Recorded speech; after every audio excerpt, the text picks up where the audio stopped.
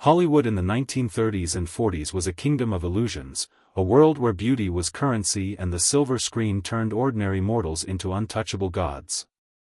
In that glittering era, one woman was celebrated above all others, her name whispered in awe across continents, Hedy Lamarr. They called her the most beautiful woman in the world. With raven black hair, hypnotic eyes, and a face sculpted as if by divine hands, Hedy didn't just act on screen, she seemed to possess it. Every time the camera lens found her, time itself appeared to freeze. She was the goddess Hollywood promised but could never truly deliver again. Men desired her, women envied her, and the studios promoted her as the ultimate icon of seduction. But this is not merely a story of glamour. Behind the beauty, hidden beneath the heavy velvet curtain of Hollywood's obsession with appearances, lay a secret. Hedy Lamarr was not just a star. She was a visionary. A mind so far ahead of her time that her inventions would one day form the backbone of technologies we cannot live without, Wi-Fi, Bluetooth, even GPS. And yet, during her lifetime, almost no one knew. On screen, she was typecast as the exotic temptress, the mysterious beauty, the femme fatale who could melt men with a single glance. Off-screen, she worked in solitude, sketching formulas and designing devices that would later inspire military communication systems and, decades afterward, power the Internet age. Here lies the cruel paradox. The world celebrated her face, while ignoring her mind. Hollywood immortalized her image, but buried her intellect. She became a prisoner of her own beauty, a goddess in chains. Adored for the wrong reasons. This film star's life reads like a tragic script written by fate, dazzling beginnings, a meteoric rise, a series of scandals and heartbreaks, and finally, an ending so lonely it seems almost fictional. By the time history recognized her true genius, she was long gone. Her name known only as a relic of Golden Age cinema, not as the woman who helped invent the future. Hedy Lamarr's story forces us to ask unsettling questions. How many brilliant women have been dismissed because the world only wanted to admire their looks? How much human progress has been delayed, distorted, or buried under prejudice and desire? And perhaps most haunting of all, what does it mean to be both worshipped and forgotten at the same time? This is not simply the tale of a Hollywood starlet. This is the tale of a woman who lived two lives, one dazzling, one invisible. One written in bright lights across the world's cinema screens. The only child of a prosperous Jewish family. Her father, a successful banker, adored her and would take long walks with her through the streets of the city, explaining how machines worked. How trains ran, how electricity flowed through wires. He didn't know it at the time. But those conversations were planting seeds in his daughter's mind, seeds that would grow into a fascination with invention. Her mother, a concert pianist, taught her discipline, poise, and the art of performance. To outsiders, little Hedwig was just another pretty child. But in her family home, she was something else entirely, a girl who asked too many questions. Who wanted to understand the inner workings of every object she touched. She would take apart music boxes just to put them back together, fascinated by gears and mechanics. Yet, as she grew, one thing began to overshadow all else, her beauty. By her teenage years, Vienna's elite noticed her striking features. Casting agents and producers whispered that she was destined for the stage. And like so many young women of her time, her path was steered not by her intellect, but by the irresistible pull of her face. She was enrolled in theater school, and soon, small roles led to larger ones. At just 18, she found herself cast in a film that would forever change her life, and her reputation. That film was Ecstasy, 1933. It was a European arthouse production, but it carried a scene so shocking for its time that it would define her public image for decades. Hedy Lamarr appeared nude. Even more scandalous. She enacted an orgasm on screen, a cinematic first. In a world where female sexuality was whispered about but never shown, this moment was explosive. The Catholic Church condemned it. Governments tried to ban it. Critics called it obscene. And yet, paradoxically, it made her a star. The scandal traveled faster than any publicity campaign ever could. Suddenly, Hedwig Kiesler was no longer an aspiring actress, she was infamous in a way that both fascinated and cursed her. But with infamy came danger.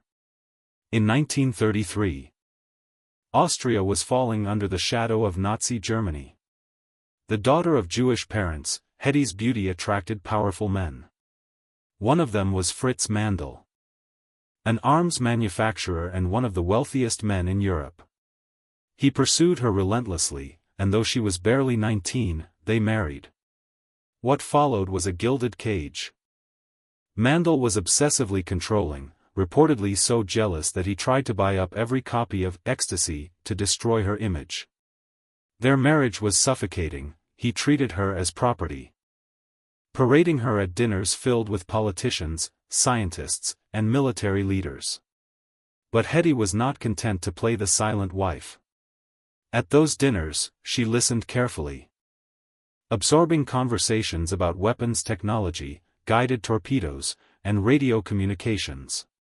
These discussions, meant only for powerful men, would later inform her most important invention. By 1937, however, her marriage became unbearable. Her husband's ties to fascist leaders and the encroaching terror of Nazi influence drove her to desperation. Hedy disguised herself as a maid and fled Austria, leaving behind her wealth, her husband, and her past. She boarded a ship to London with nothing but ambition and courage. Fate intervened on that voyage. On the same ship was Louis B. Mayer, the head of MGM Studios, the man who controlled Hollywood dreams. At first, Mayer dismissed her. He saw only the scandal of Ecstasy, the controversy that might tarnish his studio's reputation. But Hedy, clever as ever, understood how to play his game. By the time they reached London, she reinvented herself. Gone was Hedwig Kiesler, in her place stood a woman with a new name. A name that Mayer himself helped craft, Hedy Lamarr. She arrived in Hollywood with a contract, a mystery, and a face that studio executives described as too beautiful to photograph from the wrong angle. In 1938, she made her American film debut in Algiers. The movie was a sensation. Critics raved not about her performance, but about her appearance, her otherworldly presence, the way light clung to her cheekbones, the hypnotic intensity of her eyes. She was compared to Greta Garbo, yet somehow considered even more unattainable. It was both a blessing and a curse. Hollywood quickly typecast her. She was exotic, mysterious, untouchable. She played queens of distant lands, seductresses who ruined men, glamorous figures who seemed less human and more myth. In Boom Town, 1940, opposite Clark Gable and Spencer Tracy, she captivated audiences. In White Cargo, 1942, she delivered the line that became legendary, "I am Tondaleo." It cemented her as a sex symbol, but also as something else, an actress trapped in roles that reduced her to a beautiful mirage. Yet, even as Hollywood adored her image, Hedy herself felt restless. Beneath the glittering gowns and studio lights, her mind was alive with ideas. When the cameras stopped rolling, she would retreat to her workshop, tinkering with inventions, sketching designs, searching for meaning beyond the shallow praise of beauty. Still, in those early Hollywood years, few could see that side of her. To the world, she was the most beautiful woman alive, a star who had fled Europe's shadows and conquered America's brightest stage.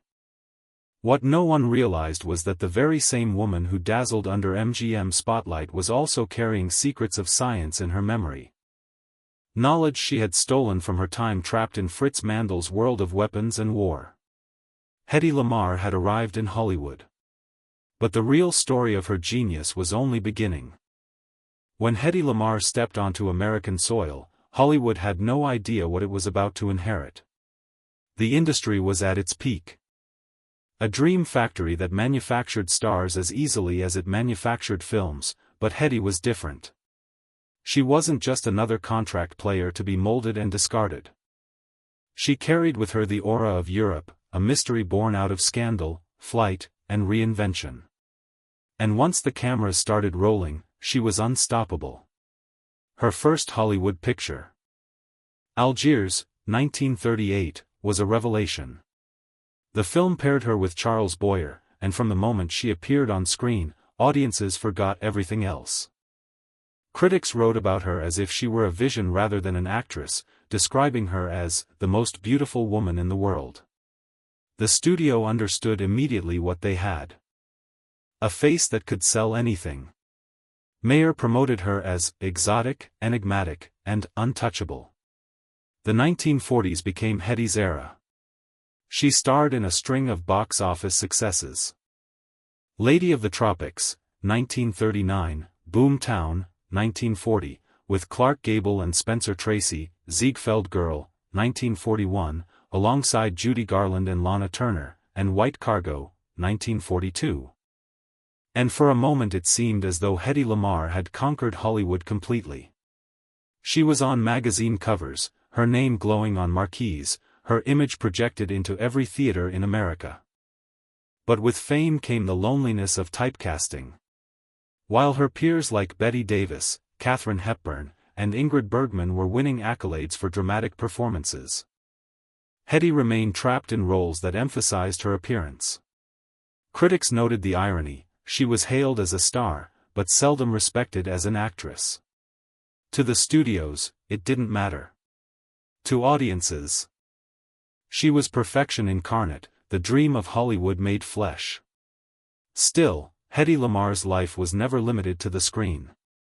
Even at the height of her fame, she remained restless. She kept an inventor's table in her Hollywood home, tinkering with ideas, creating new devices, and filling notebooks with sketches. Friends recalled that she often skipped glamorous parties to sit alone, experimenting. "Any girl can be glamorous," she once said. "All you have to do is stand still and look stupid." The words were bitter but revealing. She knew what Hollywood wanted from her, and she resented it. Off-screen, her personal life was equally dramatic. Hedy married and divorced 6 times. Her relationships often stormy and short-lived. Men fell in love with the image of Hedy Lamarr, but struggled to live with the real woman, a fiercely intelligent, independent spirit who refused to be confined. The marriages ended, one after another, leaving her with children but little stability.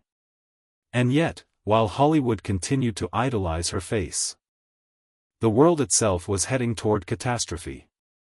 The Second World War erupted, and Hedy, with her European background and knowledge from her first marriage to arms dealer Fritz Mandel, found herself haunted by what she had seen. In Hollywood, actors and actresses were encouraged to help the war effort by selling war bonds, entertaining the troops, or lending their voices to propaganda. Hedy did all of this, but she wanted to do more. What the world didn't see was that, in her private life, she was about to embark on something extraordinary. Drawing on the military discussions she overheard during her years with Mandel, Hedy began to think about ways to prevent the Nazis from jamming Allied torpedoes. Torpedo guidance at the time relied on radio signals, which enemy forces could easily intercept and block. Hedy imagined something different. What if those signals could hop from frequency to frequency, impossible to track or jam? Working with composer George Antheil, she developed the concept of frequency hopping spread spectrum, a system in which radio transmissions switched rapidly between frequencies in a pattern known only to sender and receiver. It was brilliant, so brilliant that it would become the foundation for secure communications decades later. They patented the idea in 1942. But here is where the tragedy of perception reared its head again. When Hedy Lamarr brought her invention to the U.S. Navy, she was dismissed. She was a movie star, not a scientist. How could the most beautiful woman in the world possibly understand military technology? The Navy shelved the idea, letting it gather dust. Instead of being celebrated as a wartime innovator, Hedy was told she could best contribute by using her looks, encouraged to sell kisses for war bonds rather than design revolutionary systems. It was a devastating dismissal. But it revealed, in stark terms, the paradox of Hedy Lamarr's life. At the very moment she was at the height of her fame, adored by millions, she was also experiencing the sharp sting of being underestimated, ignored, and belittled because of her beauty. She could conquer the box office but not the prejudice of men who refused to see past her face. By the late 1940s, she was both everywhere and nowhere. Her presence unmatched in an industry built on illusions. She was, in every sense, a star. But stars, no matter how brightly they burn, eventually fade. And for Hedy Lamarr, the descent would be as haunting as her rise was dazzling. She had reached the summit of Hollywood's mountain, but beneath her feet, the ground was already beginning to crack. Fame. The brains of people are more interesting than the looks, I think. But not to Hollywood. Her personal life reflected this turmoil. Marriage after marriage ended in divorce, 6 in total. Men entered her life dazzled by the legend of Hedy Lamarr, but they rarely stayed long once they encountered the restless mind and difficult independence that fame had hidden. Each divorce chipped away at her finances. She raised 3 children but struggled to provide them with stability. Behind the curtains of glamour, her life was fractured. Then came the scandals. In 1966, she was arrested for shoplifting in Los Angeles, accused of stealing a $86 pair of eyeglasses. Though the charges were dropped, the humiliation clung to her. Nearly 2 decades later, in 1991, she was again accused of shoplifting, this time in Florida, where she allegedly walked out of a store with $21 worth of goods. She was 76 years old. The press devoured the story, mocking her as a fallen star. The arrests painted her not as the visionary inventor she had once been, but as a has-been desperate for attention, a tragic relic of an age long gone. Even more cruelly, she became a target of ridicule. Comedians joked about her decline. Tabloids described her plastic surgeries, mocking her attempts to cling to the beauty that had defined her life. She sued multiple times, against publishers, against the unauthorized use of her image in a nightclub act. Even against Mel Brooks for naming a character, Hedy Lamarr, in Blazing Saddles. Some lawsuits she won, most she lost. The victories, however, were hollow. By the 1970s, Hedy Lamarr was broke. She lived alone, isolated, often surviving on the edge of poverty. Her relationships with her children were strained, marked by distance and resentment. Once she had been paraded as the most desirable woman in the world, now she was a recluse, remembered only by cinephiles and mocked by the gossip columns. And yet, despite the tragedies and humiliations, the true injustice was not that she had faded from Hollywood. Every star eventually does.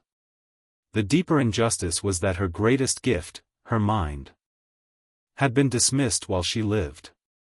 The wireless technologies built on her invention began to thrive in the 1970s and 80s, making billions for corporations, empowering militaries, and eventually transforming civilian life. But Hedy Lamarr, the woman who first conceived it, sat alone in her apartment, watching television, unseen and uncelebrated. When asked about her past, she would sometimes respond with a mix of pride and bitterness. "The world isn't getting any easier," she once said. "With all these new inventions. I believe that people are hurried more and pushed more, but if I stop inventing, I die." In her later years, Hedy refused public appearances.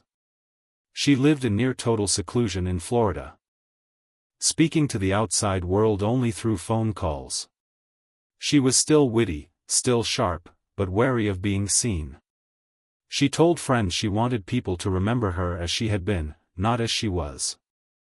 The final twist of her life's shadow side was perhaps the most tragic. She had given the world a piece of its technological future, but never got to enjoy its rewards. By the time Wi-Fi and Bluetooth became everyday essentials, Hedy Lamarr was long gone from public consciousness. It was as though history had stolen her genius, just as Hollywood had stolen her youth. The decline of Hedy Lamarr was not sudden. It was a slow erosion, each year stripping away another layer of her myth until only the ghost of her former self remained. She had been adored, dismissed, ridiculed, and forgotten, all in the span of a single lifetime. But destiny, as it often does, was not finished with her yet. Recognition, though late, would come. Not in the way she might have dreamed, but in a way that ensured her name would not vanish entirely into the shadows. The world that once ignored her mind would finally be forced to acknowledge it, though only after she had passed, only after her voice had been silenced forever. By the late 1970s and into the 1980s, the name Hedy Lamarr had faded from the marquees and headlines. For a generation that grew up watching her luminous face on the silver screen, she was already a memory, a relic of Hollywood's golden age. For the younger generation, she was virtually unknown. Yet, in her seclusion, the woman who had once been the most celebrated beauty on earth still carried the same restless mind that had dreamed up frequency hopping decades earlier. Hedy withdrew almost completely from public life. After a series of lawsuits, bankruptcies, and arrests, she grew weary of the constant ridicule. Tabloids no longer celebrated her glamour. They mocked her aging face, her failed marriages, her desperate attempts to protect her image. For someone whose identity had been sculpted around perfection, the cruelty of the press was devastating. She once said, "I don't want them to see me as I am now." Her relationship with her children was strained. She had 3, James, Denise, and Anthony. While there was love, there was also distance. The scars of broken marriages and a chaotic life. Some of her children defended her fiercely, others resented her. What united them, however, was the knowledge that their mother was unlike anyone else. Even in seclusion, Hedy remained larger than life. By the late 1980s, her finances were nearly gone. She had once been one of Hollywood's highest-paid stars, but poor investments, failed ventures, and endless lawsuits drained her wealth. Friends said she lived simply, almost frugally, with little to show for her decades of fame. And yet, in those quiet Florida years, the world was beginning, slowly, awkwardly, to rediscover the genius that had been buried beneath her beauty. In 1990, Hedy Lamarr was honored with a Pioneer Award by the Electronic Frontier Foundation for her contributions to technology.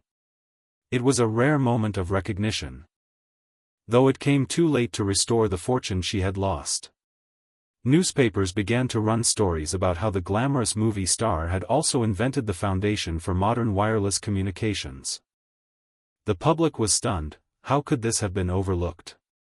How could the most beautiful woman in the world also have been an inventor decades ahead of her time? When asked about her long-forgotten invention, Hedy responded with a mix of pride and resignation. "The brains of people are more interesting than the looks," she reminded interviewers. For the first time, the world seemed willing to listen. But the recognition was bittersweet. The technology built on her ideas had generated billions, yet Hedy received no financial compensation. What she received instead was symbolic, belated acknowledgement, a kind of historical correction. As the 1990s drew to a close, Hedy's health began to fail. She suffered from heart problems, and the years of isolation had taken their toll. She remained largely reclusive, rarely allowing herself to be photographed. Still obsessed with preserving the memory of her beauty rather than letting the world see her frailty. She lived quietly, a genius hidden in plain sight. As the technologies she helped inspire, cell phones, Wi-Fi, Bluetooth, became the backbone of modern life. On January 19, 2000, Hedy Lamarr died in her Florida home at the age of 85. The news spread quickly, and for a brief moment, the world remembered her. Obituaries hailed her not only as a Hollywood goddess but also, finally, as an inventor. Newspapers and television programs spoke of her double legacy, the dazzling star of Samson and Delilah and the brilliant mind who helped imagine the wireless age. It was recognition, yes. When she could no longer speak back. For most of her life, she was punished for being too beautiful to be believed, too intelligent to be accepted, too ahead of her time to be understood.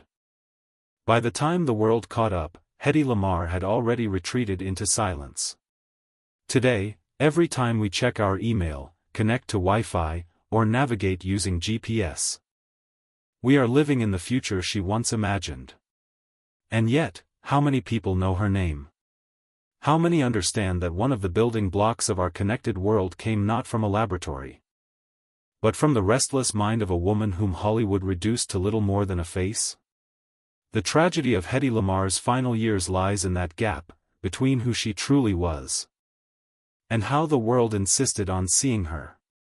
She died alone, but not forgotten. She died unrecognized, but not unimportant. And in the end, her legacy proves something that perhaps she knew all along. Beauty may captivate the world for a moment, but it is intelligence that endures across generations. History is often a mirror that distorts. It chooses what to magnify, what to erase, and whom to celebrate. In the case of Hedy Lamarr, history magnified her beauty, erased her intellect, and celebrated her for all the wrong reasons, until it was far too late. Critics still call her the most beautiful woman ever captured on film. That legacy will never fade. Beauty preserved on celluloid is eternal. But on the other hand, she has been reclaimed as something else entirely, a visionary inventor, a pioneer whose ideas laid the groundwork for technologies we use daily. Frequency hopping, once dismissed as a frivolous notion from a pretty actress, became a foundational principle for secure communications, military encryption, and the wireless revolution. Without it, Wi-Fi, Bluetooth, and GPS as we know them might not exist. That is not hyperbole, it is fact. The irony, of course, is that for decades, the men who benefited from her invention never credited her. Corporations built empires on ideas Hedy first patented in 1942, while she lived in near poverty. The U.S. Navy ignored her during the war, only to quietly integrate frequency hopping technology years later without acknowledgement. By the time recognition came, the wealth and prestige had already passed to others. Hedy Lamarr's genius was exploited, then buried. This injustice reveals a painful truth: the erasure of women's intellect is not accidental, it is systemic. Hedy's story is not unique. Throughout history, women scientists, artists, and thinkers have been diminished, their contributions overshadowed by men or erased entirely. Rosalind Franklin was dismissed in her own lifetime as merely a charming mathematician. Even in Hollywood, actresses like Hedy were routinely valued for their beauty while their intelligence was ignored, mocked, or weaponized against them. Hedy herself understood this paradox all too well.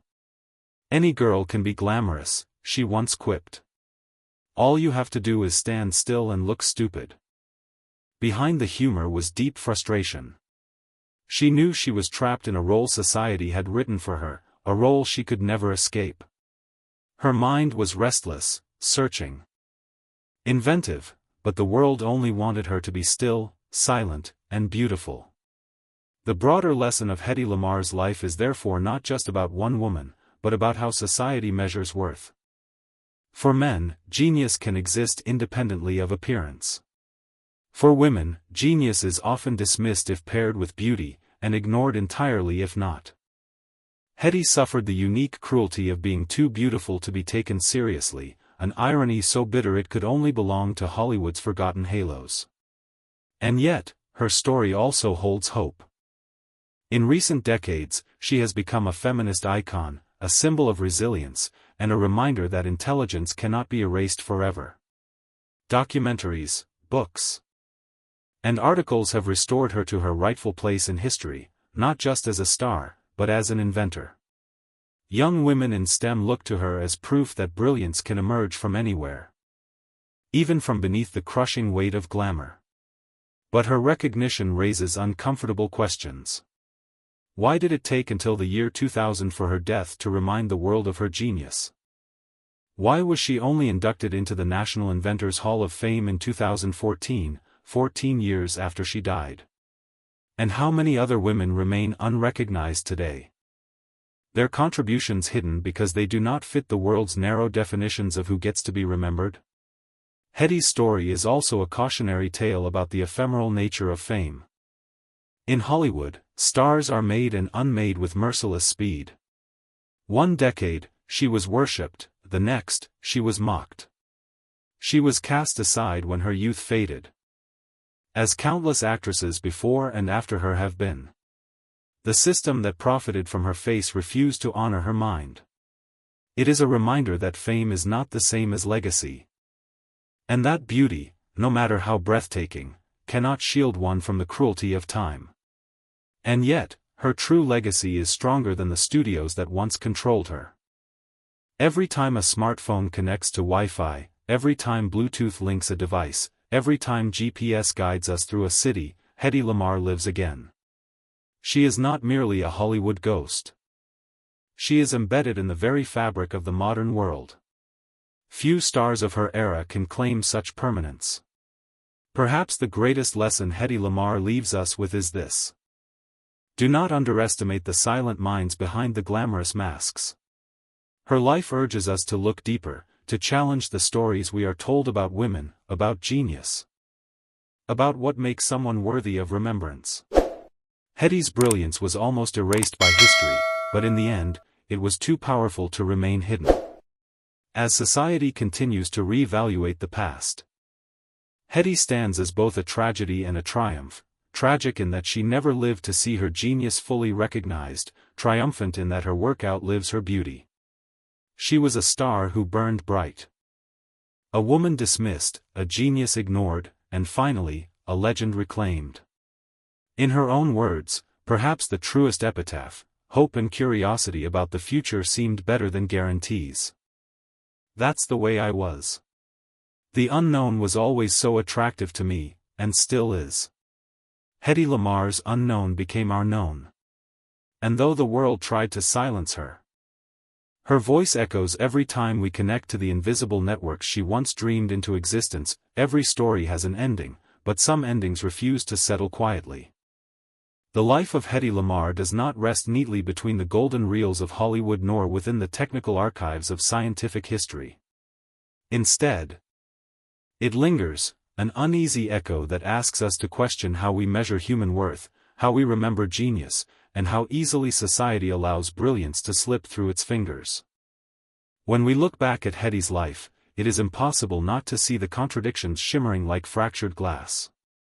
On one side, the celestial image, preserved forever in films like Samson and Delilah, her beauty so intoxicating that even black and white films seem to blush under her presence. On the other side, a restless mind, sketching inventions late into the night, a woman who believed that science could reshape the future.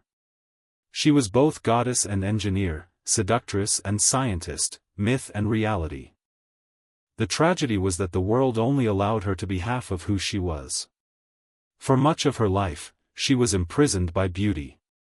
Admirers gazed at her face but never listened to her ideas.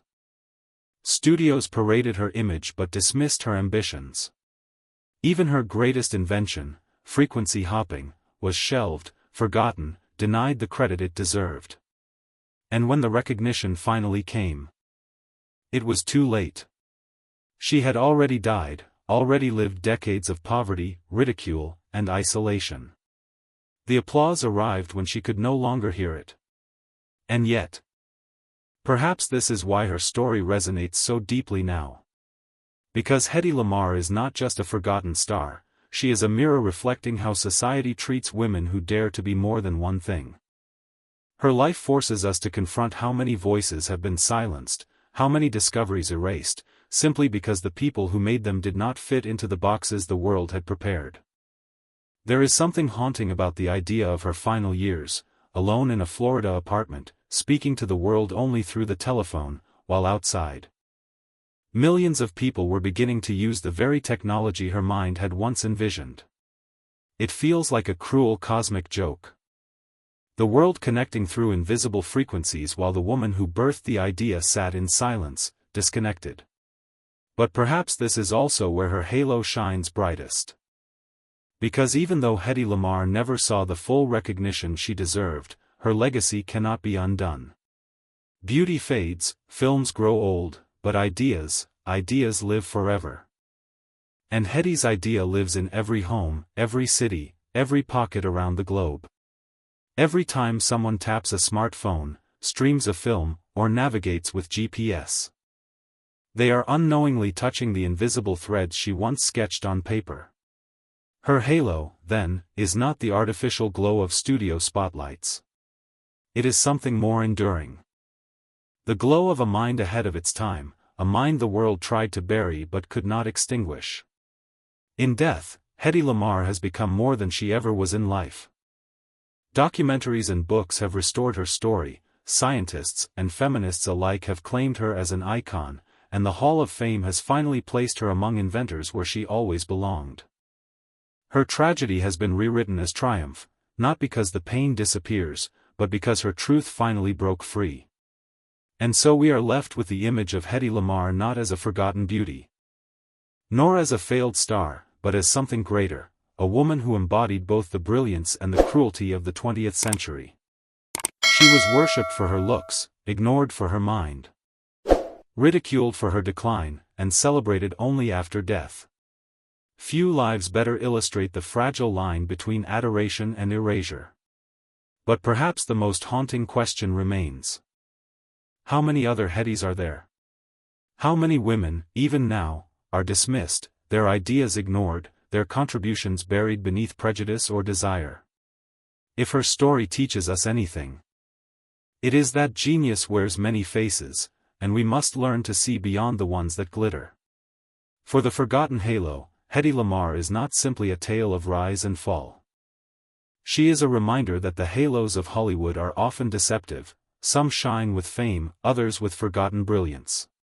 Hers shines with both, flickering between light and shadow, forcing us to confront the uncomfortable truth that we nearly lost her legacy forever. When the curtain finally falls on her story, what lingers is not just sadness, but wonder. Wonder at the beauty that captivated millions, wonder at the mind that dreamed up the future, wonder at the injustice that silenced her, and wonder at the fact that, despite everything, her name endures. Hedy Lamarr's halo was forgotten once. It must never be forgotten again.